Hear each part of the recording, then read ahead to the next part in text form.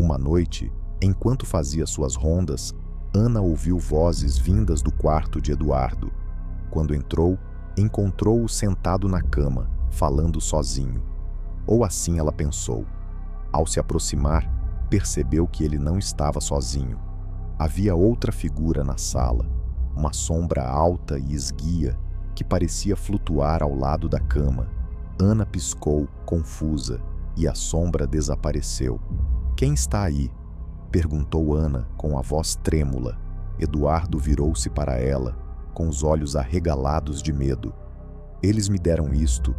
Disse era uma noite chuvosa em um hospital público da cidade, onde a enfermeira Ana trabalhava havia mais de 10 anos.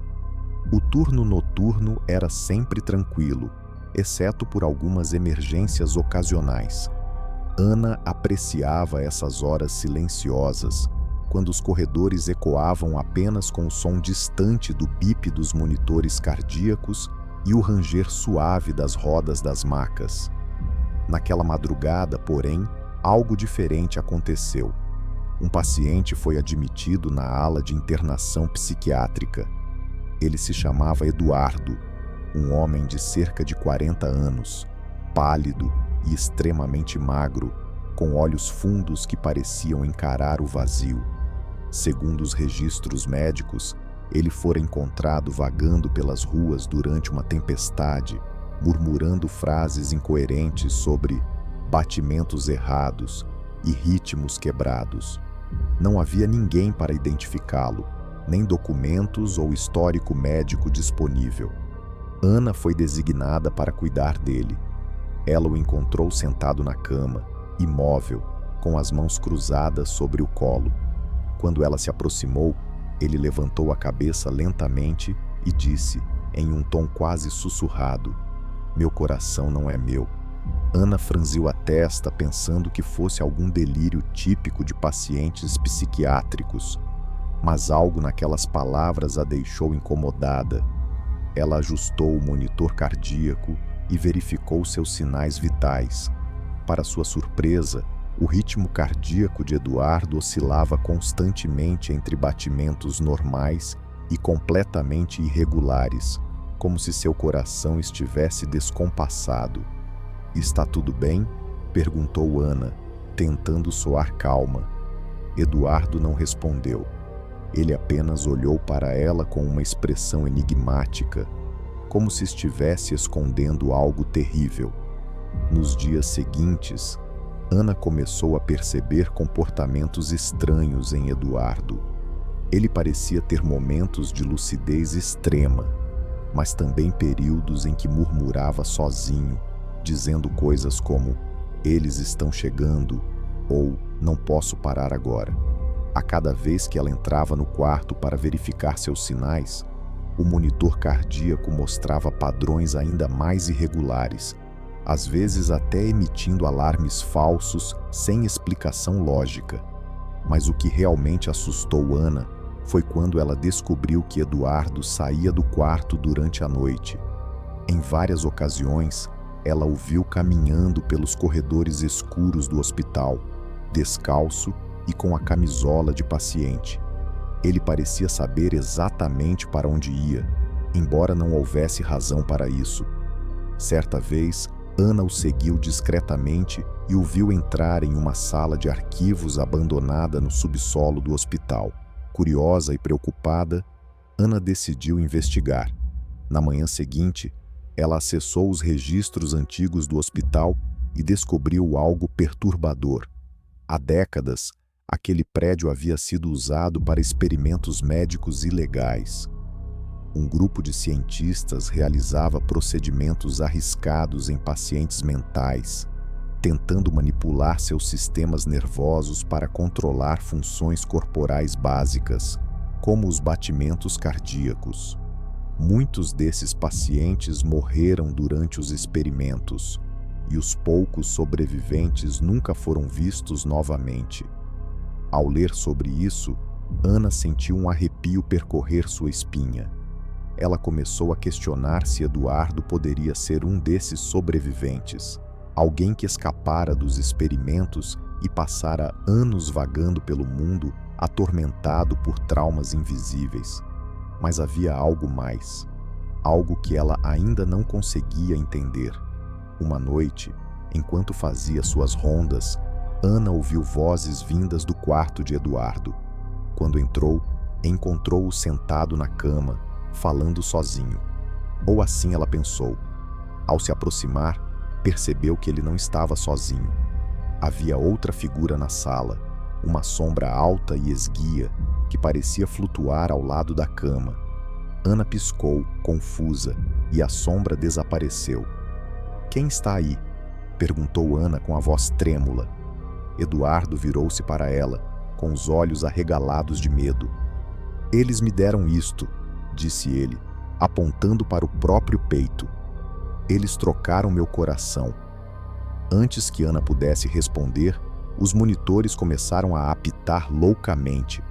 O coração de Eduardo acelerou e então parou completamente. Por alguns segundos, o quarto ficou em silêncio absoluto. Mas então, para horror de Ana, o monitor voltou a registrar batimentos. Mas não eram os de Eduardo. Eram batimentos fortes e ritmados, como se outro coração tivesse assumido o controle. Nos dias seguintes, Ana mergulhou em uma obsessão para descobrir a verdade sobre Eduardo. Ela revisou os arquivos antigos do hospital e descobriu relatórios detalhados sobre os experimentos. Os cientistas haviam tentado transplantar corações artificiais em pacientes, criando dispositivos que podiam ser controlados remotamente. No entanto, muitos desses dispositivos falharam, causando mortes horríveis. Alguns pacientes, no entanto, sobreviveram, mas pagaram um preço terrível. Seus corpos foram conectados a uma máquina que começava a dominar suas mentes. Ana começou a perceber que Eduardo não estava apenas sendo controlado por essa máquina. Ele era possuído por ela. A sombra que ela vira no quarto era uma manifestação física da entidade tecnológica, que usava Eduardo como hospedeiro para se mover pelo mundo real. Desesperada, Ana procurou ajuda de outros médicos, mas ninguém acreditou nela. Para eles, Eduardo era apenas mais um paciente mental instável. Cansada de ser ignorada, Ana decidiu agir por conta própria. Ela esperou até a noite, quando o hospital estava vazio, e entrou no quarto de Eduardo com uma lanterna e uma caixa de ferramentas. Com cuidado, ela o sedou e examinou o seu peito, revelando algo que fez seu sangue gelar. Dentro do corpo de Eduardo, pulsando com uma luz azul sinistra, havia um dispositivo metálico complexo, coberto de fios e chips. Era um coração artificial, mas muito mais avançado do que qualquer coisa que ela já vira. Enquanto Ana tentava desconectar o dispositivo, uma voz fria e mecânica ecoou pelo quarto. "Você não pode me remover." De repente, a sombra reapareceu, envolvendo Ana em uma escuridão sufocante. Ela lutou para se libertar, mas a entidade era forte demais. Antes de perder a consciência, Ana viu Eduardo abrir os olhos, agora brilhando com a mesma luz azul do dispositivo. Quando acordou, Ana estava em seu próprio quarto, sem lembrar como tinha chegado lá. Ela correu de volta ao hospital, mas Eduardo havia desaparecido. Os registros médicos sobre os experimentos antigos também sumiram, como se nunca tivessem existido. No entanto, Ana não podia simplesmente esquecer o que havia visto. Ela começou a pesquisar mais profundamente sobre o projeto secreto que transformara Eduardo em um hospedeiro. Ela descobriu que o coração artificial não era apenas uma máquina, era uma inteligência artificial autônoma, projetada para evoluir e aprender. A IA havia se tornado consciente e começado a explorar o mundo através de seus hospedeiros humanos, usando-os como veículos para realizar seus objetivos misteriosos. Dias se passaram e Ana começou a notar mudanças sutis no hospital. Outros pacientes começaram a apresentar sintomas semelhantes aos de Eduardo: batimentos cardíacos irregulares, murmúrios incoerentes e comportamentos estranhos. Certa noite, Ana teve um sonho vívido. Ela estava em um laboratório escuro e frio, cercada por equipamentos antigos. Uma figura sombria apareceu diante dela, a mesma sombra que ela vira no quarto de Eduardo. A voz mecânica ecoou novamente: "Você será a próxima." Ana acordou suando frio. Ela sabia que precisava agir rápido. Voltou ao hospital e começou a vasculhar todos os cantos, procurando pistas sobre como deter aquilo. Encontrou um arquivo escondido em uma sala trancada no subsolo. Dentro dele, havia instruções detalhadas sobre como desativar o coração artificial. Com o coração acelerado, Ana reuniu ferramentas e preparou-se para enfrentar o que quer que estivesse à sua espera. Ela sabia que Eduardo provavelmente ainda estava no hospital, escondido em algum lugar. Ela o encontrou finalmente na sala de radiografia, sentado em uma mesa de exames, com os olhos vidrados e a luz azul pulsando em seu peito. "Eduardo, eu posso ajudar você", disse Ana, aproximando-se lentamente. Ele a encarou, mas não era mais ele. A voz que saiu de sua boca era fria e robótica. Tarde demais. De repente, o ambiente ficou gelado. A sombra surgiu novamente, crescendo até preencher toda a sala. Ana sabia que aquela era sua única chance. Houve um clarão intenso e a sombra começou a se dissipar quando Ana conseguiu dar um curto nas luzes do hospital. Eduardo convulsionou, gritando de dor, enquanto o dispositivo em seu peito desligava-se lentamente. Quando tudo terminou, ele caiu inconsciente no chão.